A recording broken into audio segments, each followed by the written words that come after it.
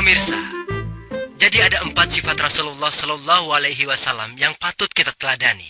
Pertama, sidik, yang berarti benar. Kedua, amanah, artinya bertanggung jawab. Ketiga, fatonah, artinya cerdas. Keempat, tablik, artinya menyampaikan. Demikianlah ceramah episode kali ini. Sampai jumpa minggu depan.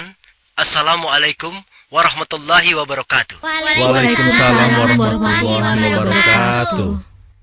Kak Nadia, ceramah tadi temanya bagus sekali ya. Iya, kita jadi semakin tahu. Nah, kalau Nadia sudah semakin tahu tentang sifat Rasulullah Sallallahu Alaihi Wasallam, apa yang harus Nadia lakukan?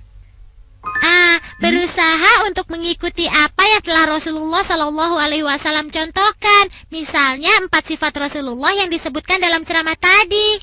Wah, jawaban Nadia bagus sekali. Anak-anak ibu memang pintar ya. Siapa dulu dong, Nadia? Tapi kurasa jawaban Kak Nadia tadi belum lengkap, Bu. Hah? Baiklah Samil, kalau begitu apalagi yang harus kita lakukan, nak?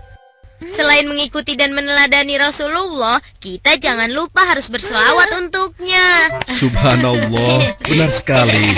Anak ayah memang cerdas-cerdas dan soleh ya. Yes.